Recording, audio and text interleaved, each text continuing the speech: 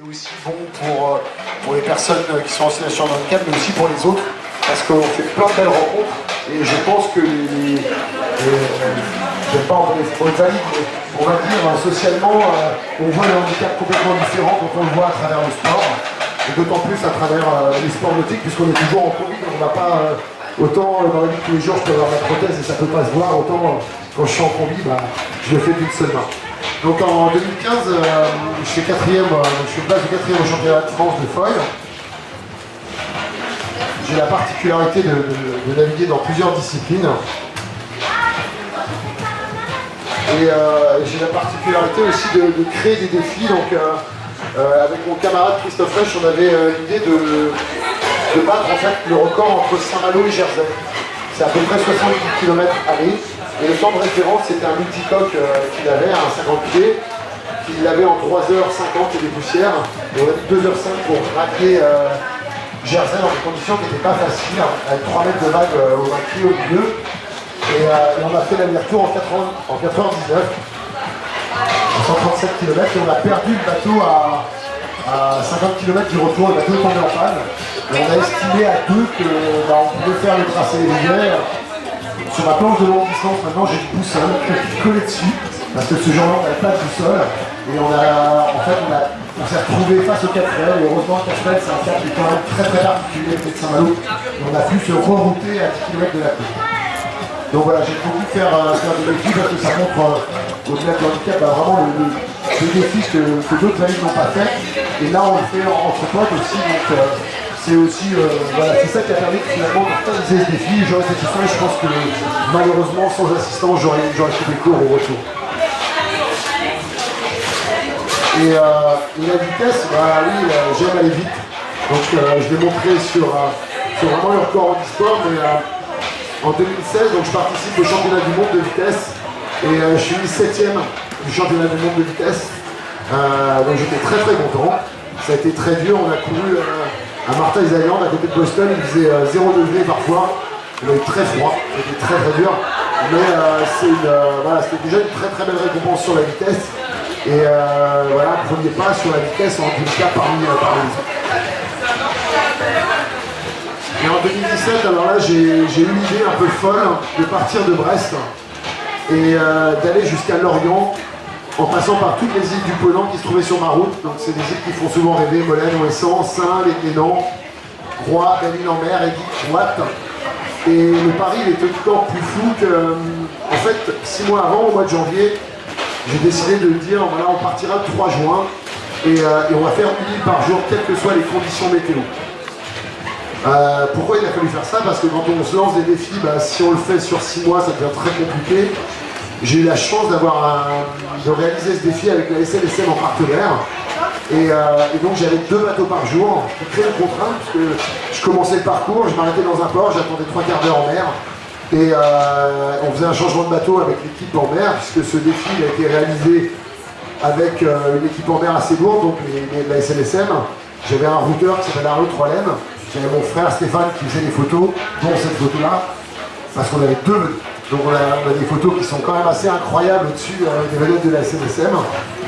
Et une équipe à terre aussi avec Carole qui faisait le relais média. Et on a réussi tous ensemble à boucler le parcours, donc 470 km à peu près, jusqu'à Lorient. Et Fred nous a accueillis à Lorient, on a eu un peu de difficulté à finir la dernière étape. Et ça nous a ramené vraiment des images carrément incroyables que la SNSM n'avait pas, parce que parfois on avait 2 bateaux, donc ce qui nous permettait de faire ces images complètement dingues. Et ça a été un grand moment qu'on vient, là, on voit l'arrivée à Ouessant, où ils m'ont décerné la médaille de Ouessant. Je pense que c'est la première fois que vous avez vu un kite arriver de Brest. Et pour la petite anecdote, on a dormi dans la gendarmerie de Ouessant. Donc on a été hébergé à chaque fois par les Iliens, chez des personnes, à l'hôtel, dans la gendarmerie, dans les capitaineries au Clénan. Enfin voilà, c'était vraiment plus une aventure qu'un défi personnel. Et franchement, on est tous sortis grandis de là, et on a rencontré énormément de belles personnes au sein de la SNSM et des maires et des capitaineries de toutes ces îles-là.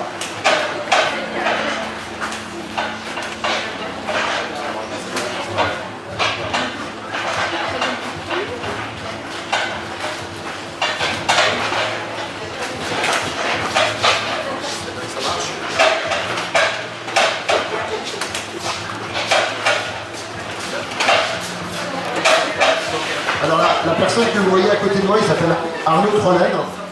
C'est lui qui a été mon routeur pendant le défi intérim. Et cette année, je me suis lancé un défi entre Le Conquet et Le Conquet Roscoff, Roscoff Bréa, Bréa Saint-Malo. Pour l'instant, pour les questions météo, on a fait que la première étape, elle n'est pas finie. Et on a réalisé donc en 5 heures, on est parti du Conquet avec de la bruine, avec du brouillard, on avait 300 mètres de visibilité, c'était hyper dur. Le vent est tombé à 20 km de l'arrivée, on a mis 1 heure à faire 20 km. C'était assez incroyable, mais c'est une belle aventure et à chaque fois partagée avec des amis.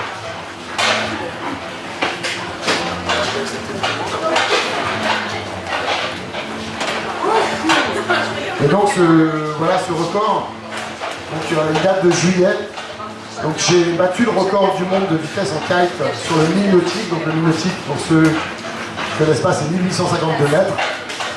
C'est passé à La Palme, c'est dans le sud de la France, pas très loin de Narbonne. Et voilà, le record est un peu en dessous. C'était assez dur, on a eu une météo qui n'était pas très favorable. On a eu 4 jours de course en un mois. Et le dernier jour de course, le record est tombé. Et voilà, c'est une première en fait sur un athlète en e-sport de battre un record valide et j'espère que ça en donnera d'autres parce que le truc est juste fou.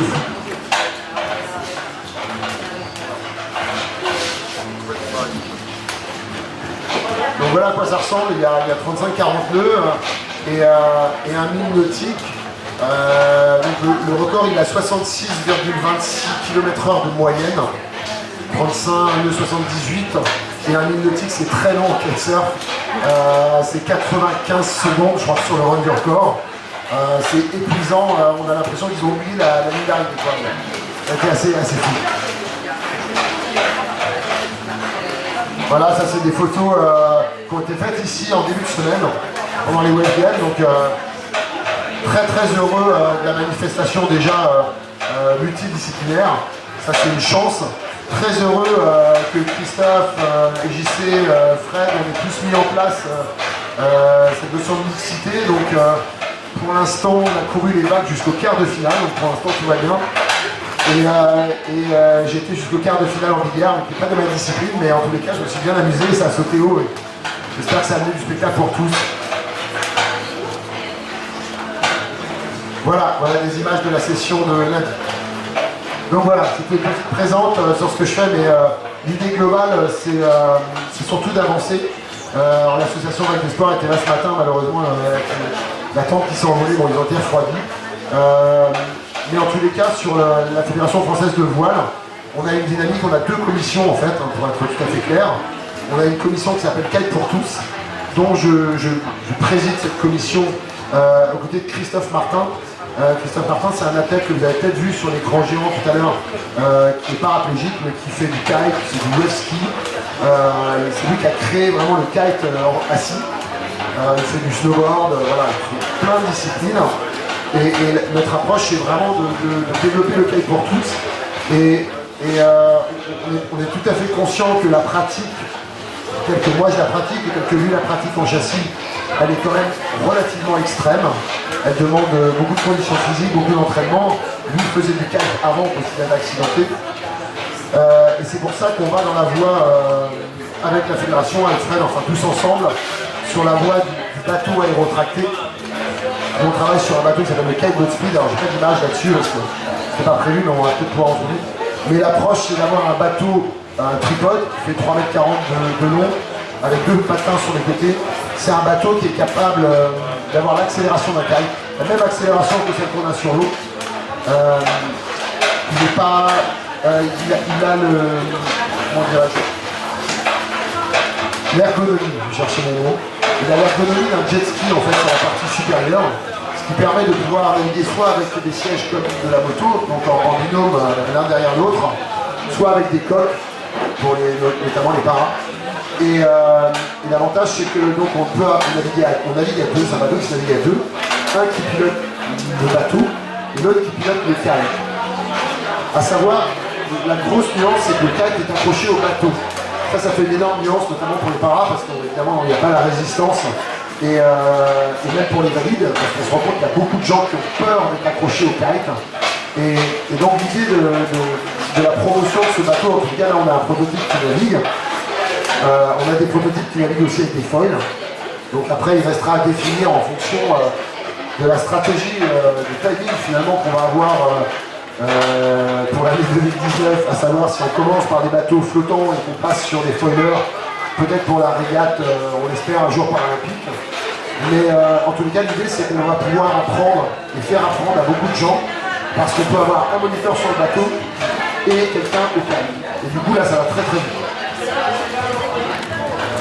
Alors c'est pas un catakaï. En fait, le catakaï, on l'a développé il y a 12 ans avec Christophe Martin, aussi avec la Fédération Française de Vol Libre. On a mis beaucoup d'énergie là-dedans, mais très vite, nous, enfin tous les deux, on s'est rendu compte que le catakaï est un bateau qui est fait pour naviguer en fossé vide, donc avec une voile. Clairement, le kite demande d'autres coques. Donc on a navigué toujours sur des... Donc on a navigué en catakaï, on a fait notamment le défi guyanaire avec le catakaï, avec de bonnes performances. Le problème du catakaï, c'est qu'il est très lourd. En termes d'ergonomie, on est sur le trampoline, c'est une catastrophe, que ce soit pour les valides ou les Antilles, il n'y a pas de tenue. Et en plus, voilà, clairement, ergonomiquement, on est arrivé très très vite au limite. Et le poids, le transport, enfin pour plein de raisons. Et à chaque fois qu'on a essayé d'avancer là-dessus, en fait le tripode, c'est trouver le meilleur compromis, puisqu'on travaille avec une coque flottante. Les patins latéraux permettent une flottabilité, mais surtout un équilibre, et que c'est quasiment inretournable. Alors qu'un catakaï, on est clairement capable de... Un monocoque, d'autant plus, ça c'est clair, mais un catakaï, on est capable de le mettre à l'envers. Donc du coup, le tripode s'est imposé un peu comme ça. On a commencé à le faire sur foil.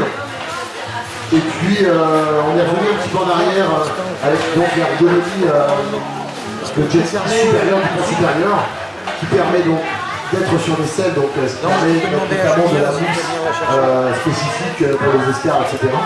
De pouvoir mettre des coques très rapidement. Donc là, voilà, le bateau on est capable de naviguer dessus, mais l'idée c'est vraiment d'avoir des systèmes de...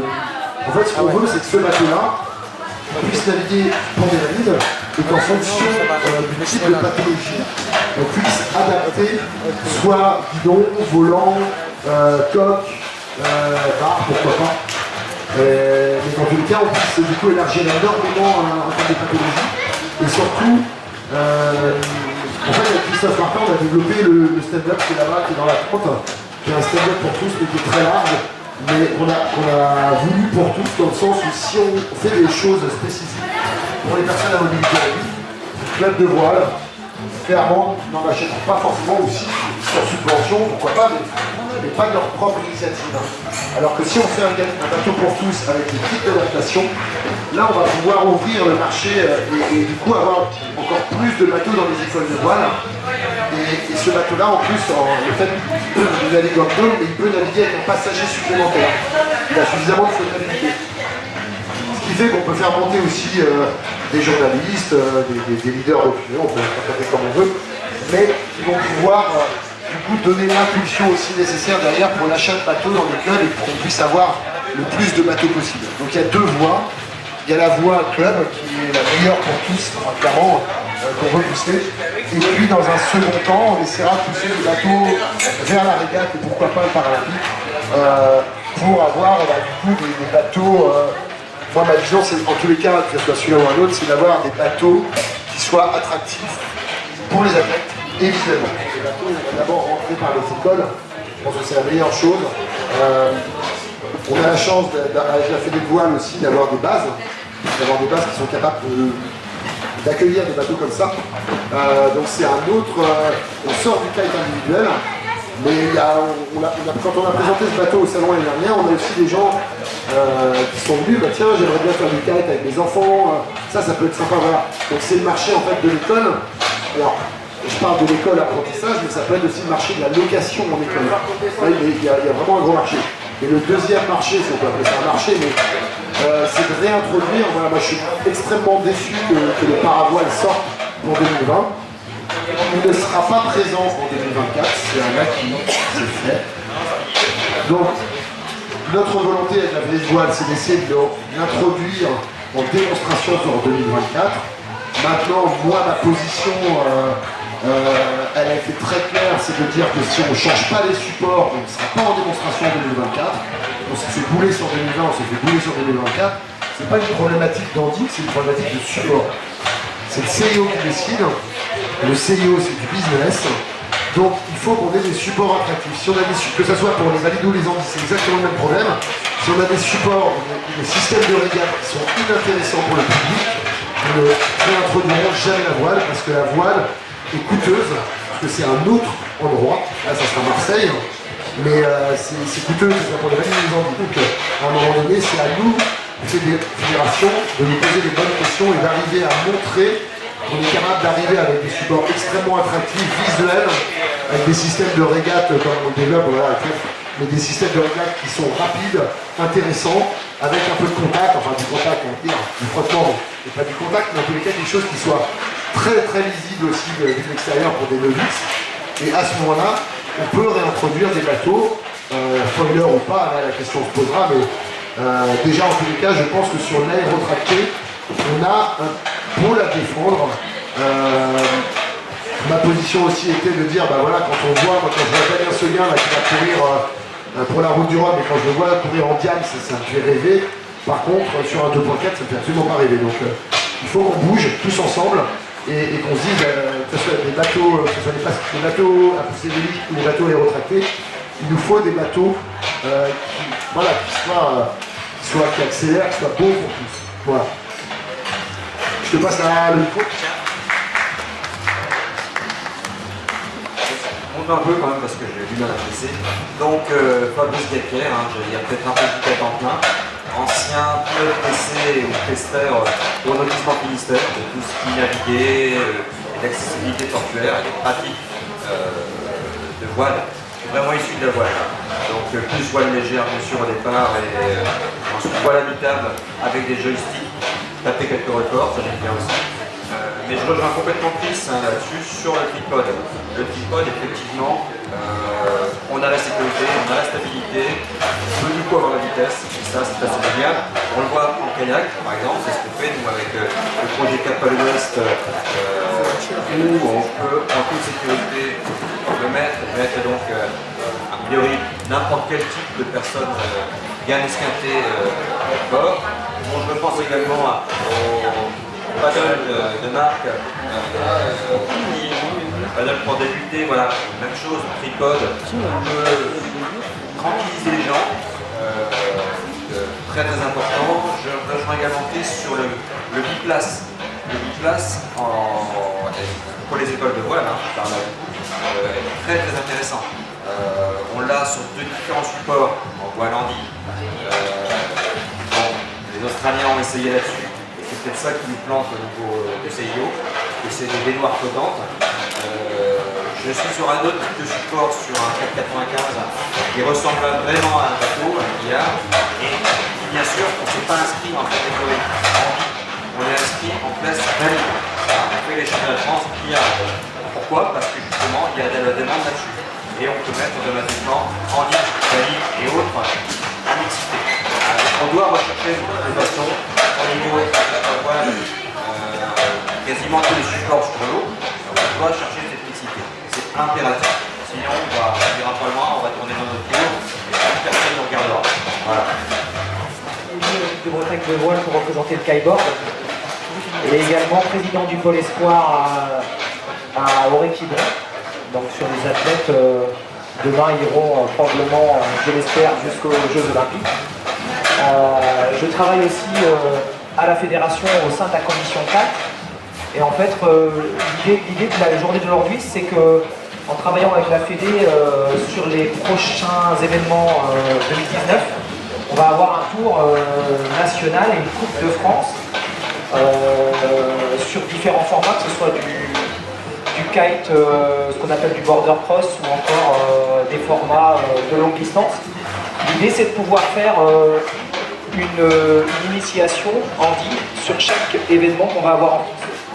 Comme on a pu le faire l'année dernière sur le championnat de Bretagne avec Chris et le concours de Yannick Lemoyle, qui est à la Fédération Française de Voile.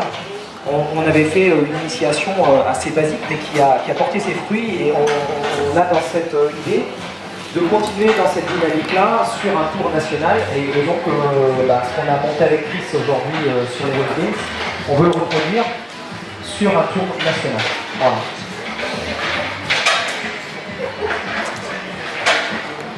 notamment en fait avec les hippocampes, en fait, avec des tout petits kites, c'était le cas à Grande, avec les hippocampes qui glissent super bien. En fait, avec un petit kite, on peut avoir vraiment la sensation de traction, se déplacer et commencer par ça, et puis après, voilà, on essaiera de passer soit sur des gros stand-up avec des coques, et soit, j'espère, très vite, au plus vite sur des bateaux pour vraiment avoir la sensation aquatique. Aujourd'hui, on a peut-être pas fait Fabrice, parce qu'ils étaient peut-être déjà partis, mais on avait 2 petits tandems pour pouvoir embarquer Andy ou Valide, mais pour ceux qui se sont essayés, ils ont trouvé ça génial. Donc ça, c'est aussi des choses qu'on pensait à faire. C'est plus dans le de char à voile, mais c'est pas un problème. Le buggy kite, ça marche très bien. Effectivement, donc, le buggy kite, comme vous l'avez pu voir sur les reportages Yannick, est intéressant pour l'initiation. N'oublie pas comment par contre, voilà, moi je pilote. Donc si je fais rien, ça m'intéresse pas, grosso modo. Donc maintenant j'espère qu'on va arriver à ça. En char à voile, je suis autonome. Maintenant, pourquoi pas en buggy kite. Bien sûr, il reste l'aspect sécurité. Quand on a fait comme moi, on joue encore le biplace. L'idée, c'est super intéressant avec un militaire de kite ou autre. Donc ça, c'est d'avoir après le système de sécurité avec les types de danger, le décroche, tu vois. Mais moi, je suis partant pour essayer tout ça. Ça, à 100%. Les expériences de performance multiple dans le handicap et les mésonétiques, sont depuis il y a 2 années, les 2 années plus intensives. Je suis élue à la Fédération française de surf pour le comité directeur et entre autres, je m'occupe de la commission anti-surf en partenariat avec l'association nationale anti-surf qui a été fondée par Jean-Marc Sarkozy.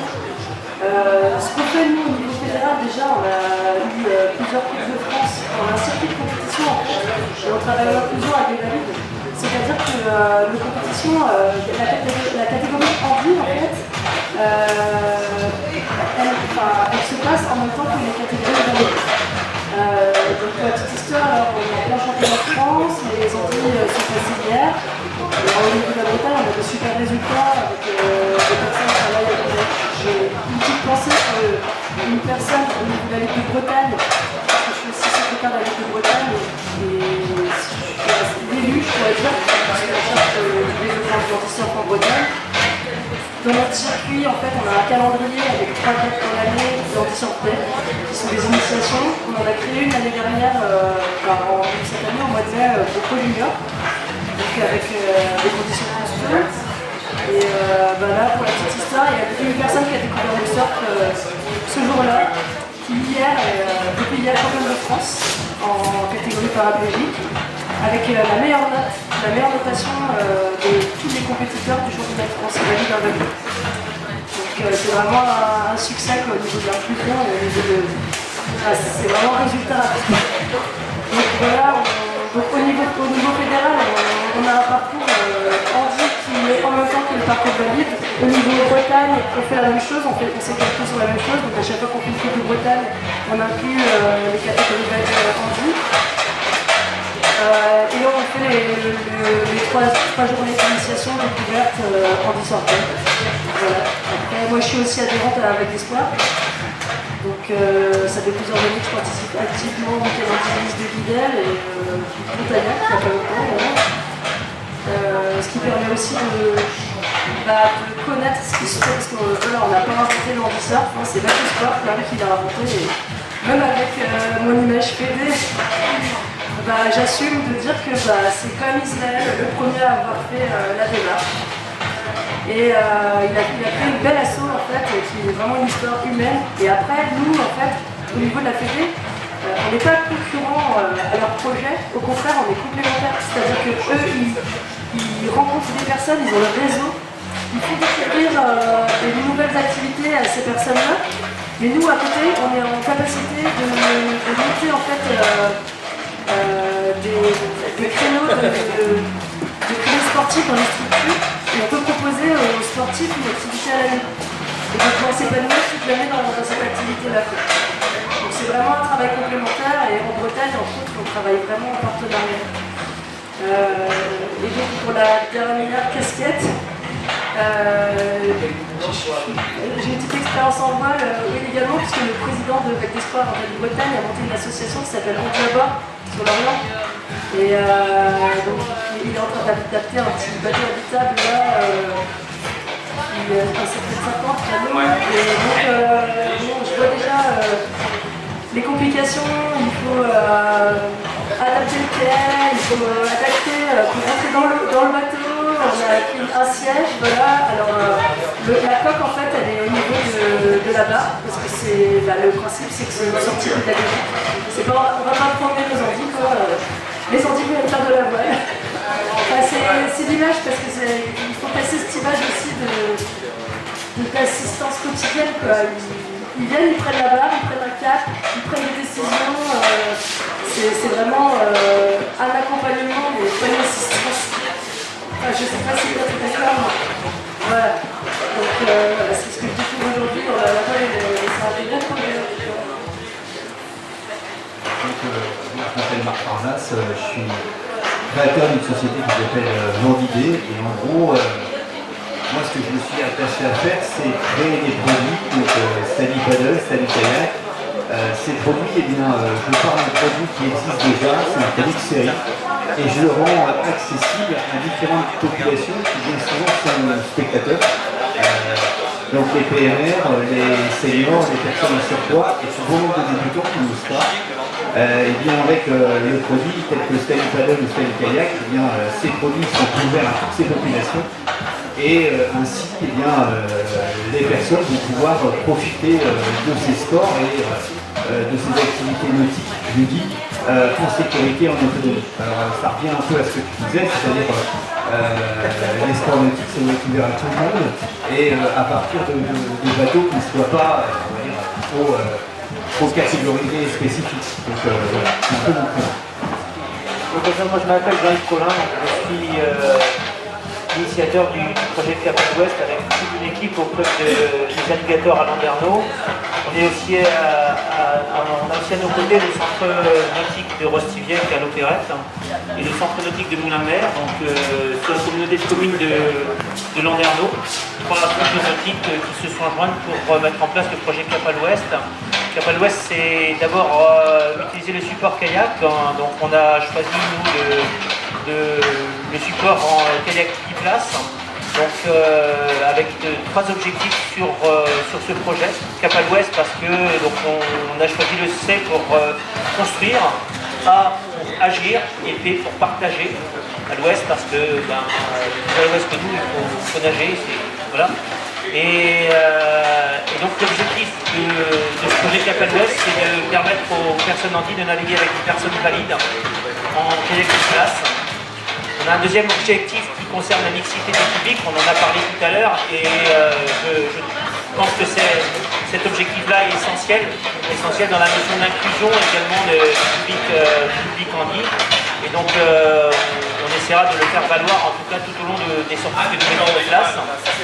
Et un troisième objectif qui est un objectif sur la découverte du littoral, parce que nous on a la chance en fait de pouvoir profiter de toute la richesse du littoral, que ce soit la faune, la flore, tout le patrimoine bâti, les châteaux, les ports, les phares, les systèmes de phares et balises, et donc d'aller à la rencontre en fait de tous ces paysages avec les personnes handis et leur permettre aussi d'avoir le même regard que nous on porte, un regard aussi d'émerveillement sur ce qui nous entoure, et donc quelque chose de simple en fait.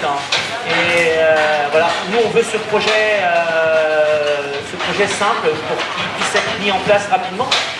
On l'a lancé il y a un an exactement, puisqu'on s'était rencontrés à la Toussaint en 2017 au club de Landerneau. On en avait parlé déjà de plusieurs reprises auparavant. Et ce projet est effectif depuis cette année, donc on a participé à des manifestations, entre autres le Disco Barbore à Brest également au mois de juillet, qui nous a permis d'aller à la rencontre du public handi et des différentes associations. Donc là on va profiter de la trêve hivernale en ce qui nous concerne pour faire le point et faire valoir également tout ce qu'on a mis en œuvre cette année pour pouvoir redémarrer en fait au printemps prochain avec des sorties ponctuelles. Là encore une fois, je redis, c'est important de faire les choses et de faire ce qu'on est capable de faire et qu'on dira au bout de ce projet-là. Donc autour de moi j'ai toute une équipe, il y a Bernard qui est ici avec nous à la torche, Jean-Luc également, et il y a d'autres personnes qui nous accompagnent dans ce projet. Évidemment un projet, on a parlé de mixité, mais en ce qui nous concerne, pour en tout cas faire embarquer les gens dans les handis, dans les kayaks, pour le débarquement, mais également pour la sécurité sur l'eau. En sachant que nous, on a dit qu'avec des supports kayak, on n'a pas d'assistance moteur à côté, donc on a une autonomie et ça fait aussi partie de notre logique de fonctionnement. On a choisi, il y a de multiples expériences au niveau canoë-kayak qui existent sur le territoire national et on est en lien évidemment étroit avec la Fédération française et Jean-Christophe Bonneau qui s'en occupe à la Fédération française de canoë-kayak. Et en tout cas, nous, on a choisi d'avoir un kayak biplace ponté. Parce que ça a été notre choix, puisque on estime que ce bateau-là, il offre une sensation de glisse, même ce qui reste en polyéthylène est assez lourd, une sensation de glisse un peu différente des systèmes top. Voilà, donc du coup, ça permet aussi d'ouvrir en fait des nouvelles sensations aux personnes en vie. Et leur donner aussi la possibilité de monter sur l'eau, d'être acteurs de leur déplacement, c'est également une leçon qui nous semble intéressante. Voilà, autant que faire possible du pagaie. Voilà, mais bon, on a souhaité aussi, avec Fabrice et toute l'équipe qui entoure ce projet-là, de donner la possibilité simplement, même si les gens ne pagaient pas, d'être sur l'eau avec nous, pour d'avoir la sensation de glisse, simplement, le bonheur d'être sur l'eau. Voilà, et le projet qui va être présenté de la façon suivante, donc faire du kayak avec un handicap, se dire que c'est possible. Voilà, c'est vraiment cette notion-là qu'on va faire valoir. Voilà, donc on n'est pas non plus novateur dans cette démarche-là, parce qu'il existe une multitude de projets au niveau national avec la fédération de kayak. La fédération qui a obtenu donc l'agrément paracanoë et donc qui elle aussi va faire valoir tout le handi compétition sur les bateaux de course en ligne au sein de la fédération française. Et on a de très bons éléments qui se sont découverts aussi au travers de journées de découverte comme on fait ici, comme on a fait dans les Côtes d'Armor au mois de mai dernier également. Et donc voilà, je pense qu'il y a beaucoup à faire, beaucoup à dire et surtout garder cette flamme-là qui nous invite en tout cas à partager ce qu'on aime faire et ce qu'on aime être et être sur l'eau. Voilà, c'est ce qui nous anime. Voilà, donc je voulais souligner aussi et remercier Fred de son invitation, puisqu'on a rencontré Marc ce matin et voilà, donc on est toujours en questionnement en fait sur le handi, comment faire pour adapter le matériel, voilà, donc nous on a des idées en fait où on souhaiterait avoir autant que faire se peut en fait, avoir un produit un peu clé en main. Et en tout cas, Marc, on avait des interrogations. Marc nous a déjà apporté des éléments de réponse. Donc une belle rencontre aujourd'hui, puisqu'effectivement, on va l'associer en tout cas à notre projet de construction en fait, pour faire en sorte que le matériel soit plus adapté, qu'on soit là, c'est vrai que c'est chronophage pour aller sur l'eau, donc essayer de diminuer ce temps-là pour permettre aussi de plus profiter peut-être de temps sur l'eau et puis de profiter de ces temps de convivialité aussi qu'on souhaite avec le projet, quoi. Et donc c'est forcément un plus. Et la rencontre est évidemment avec Chris là est intéressante et elle est très très riche d'enseignements en tout cas, et elle permet aussi de dire que voilà, il faut garder la flamme en tout cas. Et avoir cette ivresse, avoir envie d'aller, de glisser et qu'on a un monde extraordinaire qui nous entoure et si on peut le partager effectivement, voilà, on a besoin de moteurs comme toi et en tout cas moi je salue le parcours qui est fait et j'aime aussi la notion de défi en fait, cette notion de défi là qui nous permet en fait de se grandir, de se surpasser et d'aller de l'avant. Elle est forte pour un handi, mais elle est aussi très importante pour les personnes valides simplement parce que ça nous oblige à nous bouger et c'est ce qui nous permet d'aller de l'avant. En tout cas, voilà, bravo et très content d'être avec toi aussi sur cet événement qui est les Web Games à la torche.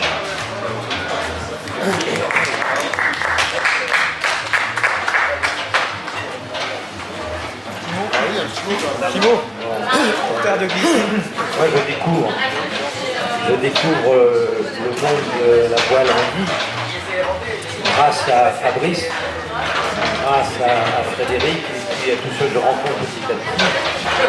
Moi, j'ai un projet qui me tient à cœur sous la demande de Fabrice, sous la pression, je veux dire, c'est que les ports de plaisance en France soient petit à petit équipés convenablement pour pouvoir embarquer le personnel handicapé.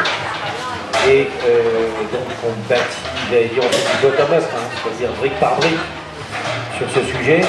Mais moi je me suis déjà investi auprès du port de la municipalité de Locquigny. Il y a quelques autres municipalités qui se sont équipées. J'ai vu ça à Brest, j'ai vu ça à Tréboul, j'ai vu ça à Port-la-Forêt. Ça me paraît être important. J'en ai parlé à Liliana Tanguy en lui disant que pour moi c'était un point à viser important de faire en sorte que dans les équipements de port de plaisance, on puisse être suffisamment bien monté pour pouvoir embarquer les handicapés. Donc voilà, ça sera ma petite contribution, j'allais dire. Alors les places, c'est une bien bonne idée. Oui. Alors il se trouve que j'ai eu l'occasion de côtoyer les plages d'assez près, puisque je m'occupais des nageurs sauveteurs de la SNSM pendant plusieurs années. Et j'étais en contact avec, moi j'avais une convention avec 150 mairies. Et là aussi, on s'est déjà battu pour que chaque mairie équipe ses plages d'hippocampe. Bon, c'est une affaire qui vient petit à petit. Mais il y a des choses à faire en plus, hein, je pense. Voilà. Il faut un chemin d'accès, il faut des choses qui soient, j'allais dire, inventives, nouvelles et efficaces. Donc là aussi, c'est une belle bataille à mener, je pense, auprès des municipalités. Voilà la petite contribution que je peux amener au monde des Antilles. Et en tout cas, je suis ravi, moi, d'être avec vous, de participer à ce que vous faites. Fabrice m'a fait connaître le Néo 495, j'ai navigué dessus, je trouvais que c'était un bateau super, qui marche vachement bien, qui est bien conçu, bien adapté. Bon, c'est encore un constructeur privé, pas très connu, qui l'a mis au point, mais parmi les bateaux que j'ai pu rencontrer, enfin que j'ai pu voir, ça me paraît être celui qui est le plus beau, le plus efficace, le plus adapté. Voilà. Là aussi, il faut continuer, il faut les défendre, hein, tous ces inventeurs, tous ceux qui sont entrepreneurs dans ce domaine. Et il faut qu'ils soient écoutés par les fédérations. Et ça, on a du mal, souvent, hein, à faire en sorte qu'ils soient écoutés par les fédérations. Je vais même aller un peu plus loin. Des fois, il y a des conflits d'intérêts qui évitent à ces constructeurs de percer et d'avoir le renom et le rayonnement qu'ils méritent. Et là aussi, je crois qu'il y a une belle action à mener de ce côté-là. Alors ça, c'est dans un autre domaine, bien évidemment. Mais il faut absolument passer au-delà des conflits d'intérêts, des idées toutes faites, et ouvrir les esprits à tous ces concepteurs, tous ces constructeurs, tous ceux qui veulent aller de l'avant, qui sont inventifs. Voilà. Merci en tout cas. Merci à Frédéric qui nous a largement aidé à monter cette journée.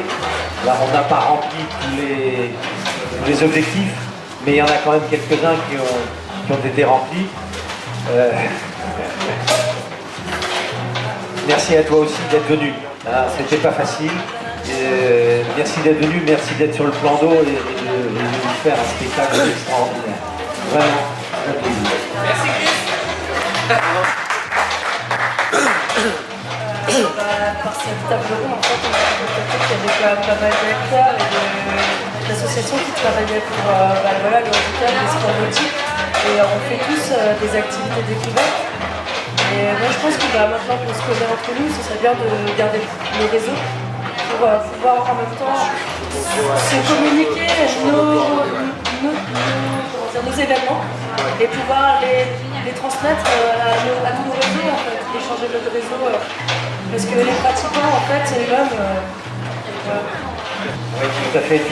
Tu as raison, et c'est tout à fait aussi dans l'esprit des Web Games, hein, puisque, comme vous l'avez constaté, l'idée c'était de réunir différents supports, différentes disciplines, différentes fédés du coup, exactement.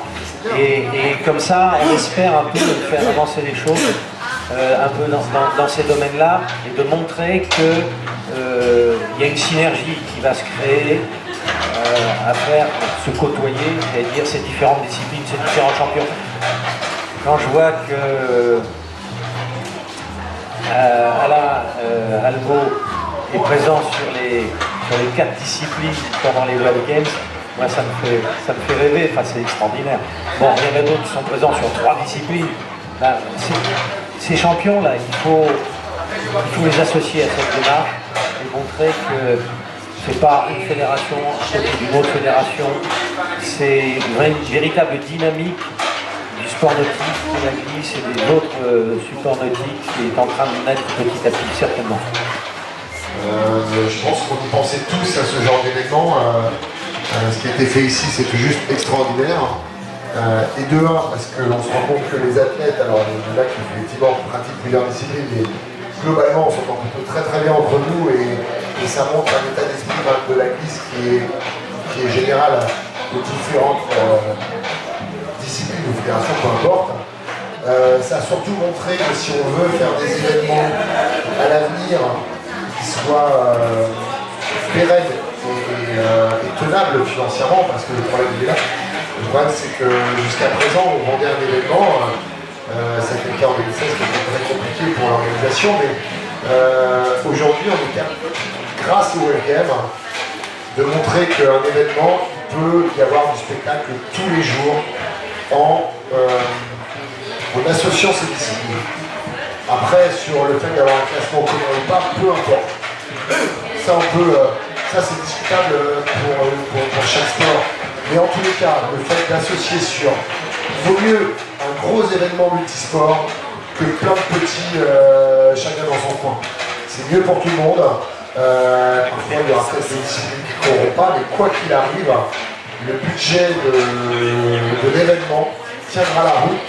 Et du coup, s'il tient la route, bah, on pourra y avoir d'autres. Donc voilà, je suis très très heureux d'être là. Très heureux aussi pour Christophe, enfin tous ceux qui ont contribué à ça, parce que c'est une vraie réussite et il reste encore 2 jours et ça va être une réussite sur tous les jours, ce qui ne s'est jamais vu je pense. Voilà, je passe le micro à Fred. Bien, merci tous. On a fait un tour de tout ce qu'on avait en tête sur la thématique glisse et hanche. Je tiens également à remercier toute l'équipe de chef de glisse Saloua Attitude qui nous a permis d'organiser cette journée. Effectivement, comme le disait Bertrand, avec plus ou moins de réussite, on n'a pas validé forcément toutes les cases. Mais malgré tout, on a quand même bien progressé. On va effectivement, j'ai bien noté, j'ai changé nos adresses mail pour que derrière il puisse y avoir des actions, des idées qui puissent continuer à évoluer, même si la table ronde elle est finie. Et puis on va veiller effectivement à partager sur les réseaux les événements de chacun pour que effectivement ça perdure dans le temps. Nous on va remonter ces actions auprès de la fédération, hein, parce qu'on est un peu observé aussi